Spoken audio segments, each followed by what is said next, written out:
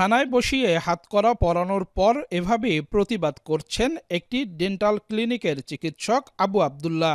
এরই মধ্যে ভিডিওটি ভাইরাল সামাজিক মাধ্যমে। চিকিৎসক আবদুল্লার বাড়ি বরিশাল নগরীর জিয়া সড়ক এলাকায়। তার দাবি, শুক্রবার গভীর রাতে ছাদে ওঠার পর সেখানে পাশের বাড়ির ভাড়াটিয়া সুজনকে দেখতে পান। বিভিন্ন সময় ছাদ থেকে জিনিসপত্র চুরি হওয়ায় সুজনকে অভিযুক্ত করেন আবদুল্লাহ। বাক বিতণ্ডার এক পর্যায়ে দুজনের মধ্যে ধস্তাধস্তি হয়, আহত হন সুজন। 999-এ ফোন করে বিষয়টি জানানোর পাশাপাশি সুজনকে হাসপাতালেও নেন আবদুল্লাহ। তার অভিযোগ, থানায় মামলা করতে গেলে উল্টো তাকেই ধরে বসে পুলিশ।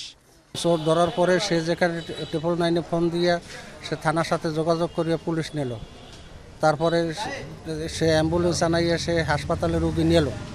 সে রুগীর সাথে থাকা অবস্থায় সে পুলিশ কিভাবে তাকে অ্যারেস্ট করে? চিকিৎসক পরিবারের দাবি, পক্ষপাতিত্বমূলক আচরণ করেছেন পুলিশের এসআই জুবায়ের। কিভাবে চোরের অভিযোগ নিয়ে তাকে আসামি করা হলো এবং তাকে জেলহাজতে প্রেরণ করা হলো। এই ক্ষেত্রে জুবায়ের সাহেব হয়তো কোনোভাবে, আমি মনে করি যে আসামি পক্ষ দ্বারা প্রভাবিত হয়েছেন। ভাই, ওই যে এক ডাক্তার অ্যারেস্ট হয়েছে কোনো একটা মামলায়, ঘটনাটা একটু বলবেন? আপনি একটু কষ্ট করে থানায় আসেন, ঘটনা একটু শুনুন, থানায় আসেন। থানায় চলা জি। যদিও পুলিশ কর্মকর্তারা বলছেন আইনি কাঠামো মেনেই সবকিছু করা হয়েছে।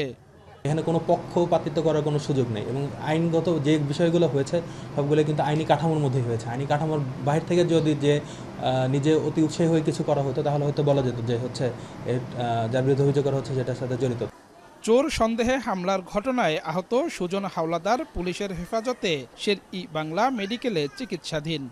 আমি সিগারেট টানতে আছি, সেই ফাঁকে উনি আমার কাছে, ওনার ছাদে বসিয়া, একই ছাদ কিন্তু ফাঁক নাই, 4 আঙ্গুল ফাঁক আছে। উনি আমার করলো কি, মানে বলতেছে যে এই ওখানে কি গাঁজা খাইতে আসছিস নাকি।